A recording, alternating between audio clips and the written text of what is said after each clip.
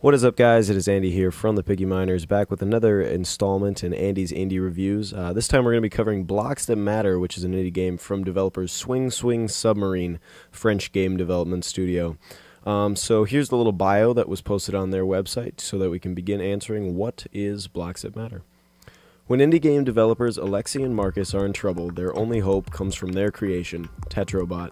This tiny robot can drill blocks of matter one by one, collect them, and recycle them into new pieces of 4 blocks. Each matter has its specific behavior, so you have to take advantage of them and use the blocks wisely. Get ready to use your brain and combine your platforming and puzzle-solving skills in this incredible mashup. So, Blocks That Matter was released on Steam on August 19th, 2011. And it was created by French indie game dev studio Swing Swing Submarine, as I mentioned previously. Blocks That Matter was received quite well. It received a Metascore of 76, and some of the reviews on their website are actually quite good. Armless Octopus said, quote, "If you like innovative 2D games that challenge you to actually use your noodle every once in a while, like Braid and Limbo, then you have no excuse." I was unable to find any reviews that really bit into Blocks That Matter. Everyone seemed to agree that the game was quite well done. So, where can you buy Blocks That Matter? It can be purchased off the developer's website or Steam for $4.99, but it goes on sale regularly, especially on the Humble Bundle store, so be sure to look out for that if you think about picking up this game. Alright, now let's hop into my first impressions of Blocks That Matter. So, first things first, the game controls very smoothly, despite the control scheme, but we'll talk about that in the stuff that I didn't like. It's easy to move the character around the screen, and you can get him to do pretty much anything you want him to do, based off the controls that they have set. Additionally, the graphical style is very pleasant. The art seems quite well done. And it pays a lot of homage to previous games such as Minecraft and Tetris, which is kind of cool to see. It's kind of a mashup of all those games. There seems to be an incredible amount of thought going into the level designs, and all the blocks in a level are there with a purpose, which is good. There's not really just mindless stuff strewn about in the game. The story is a bit far-fetched, but the humor within the story makes up for it.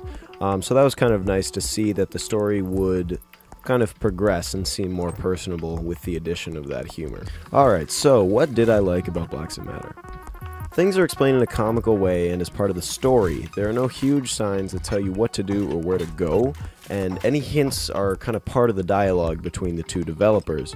You're introduced to the developers early in the game. They kind of give you a little rundown of the story, which is nice, and then they use the developers to give you hints throughout the game and to upgrade your Tetrobot, which I'll talk about in just a second. The way that the game involves the blocks that matter into the level is very rewarding.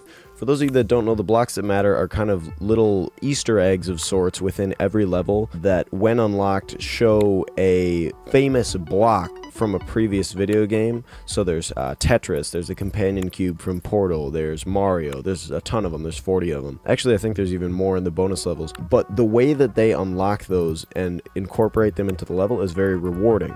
In most cases, the blocks are very difficult to get to in the level, but when you do get to them, you unlock a nice bit of history and a head nod to another game that involved the blocks. It's cooler than it sounds.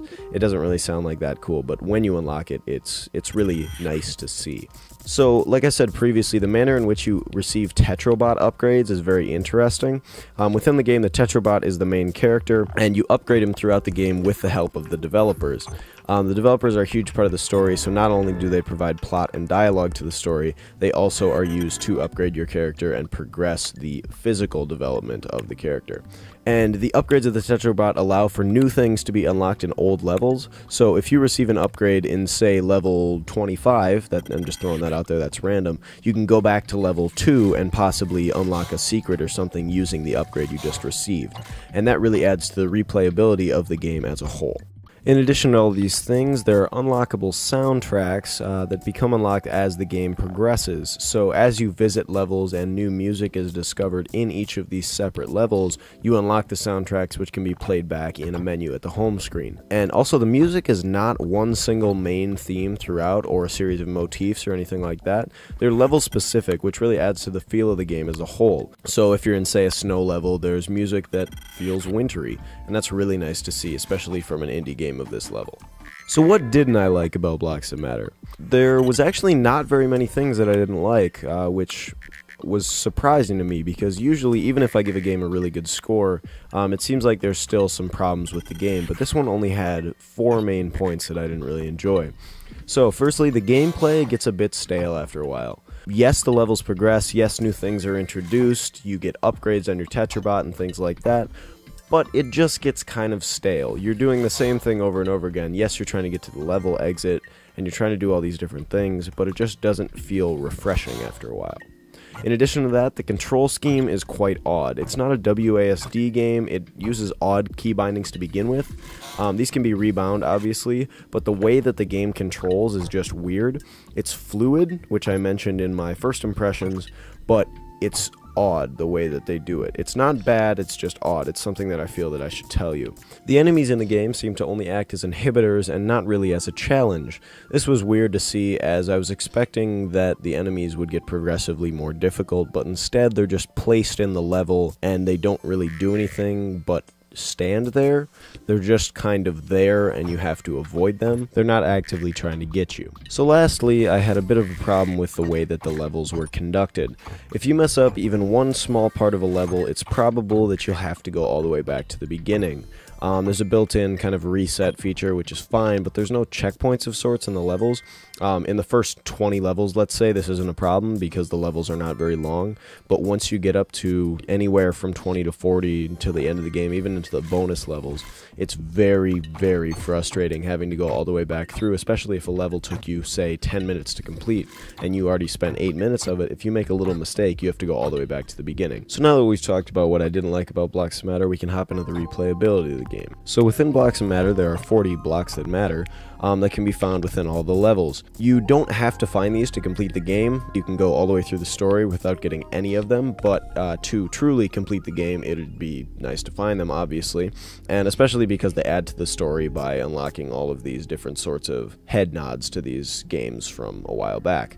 There's 32 achievements on Steam. Many of them are kind of as you go, so as you upgrade your Tetrabot, you'll get an achievement. Certain things can be accomplished within the game for you to get an achievement. Other things are like find all 40 blocks that matter, etc., etc. There's plenty of community-made levels on the Steam Workshop because this game is Workshop enabled. It has its own built-in level editor and stuff like that, so you can make your own levels, you can play other people's levels, all that fun stuff. There's tons of bonus levels that you can play within the game that are unlocked as you play, and those obviously add to the replayability of the game. And I'm thinking that it's probably going to net you around 10 hours of gameplay to fully complete the game and all the included bonus levels. There's a ridiculous amount of community levels though, so you can keep playing this game for much longer than 10 hours if that's your cup of tea.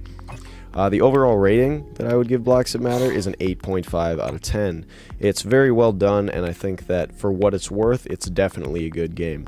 So, should you buy Blocks That Matter? I'd say if you enjoy platformers, or if you enjoy kind of learning about history about games or anything like that, or just kind of seeing Easter eggs within games that mention other cool games, I'd say definitely you should buy this game. Alright, so that's all I got for Blocks That Matter. Hopefully you guys enjoyed the video and it was helpful to you. If you guys have any suggestions or comments or anything about the video, anything that you want me to improve on, be sure to let me know. The next game I'm going to be doing is Tetrabot & Co., which is actually the sequel to this game, so be sure to look out for it in the days to come. Hopefully you guys enjoyed the video, and I'll see you next time.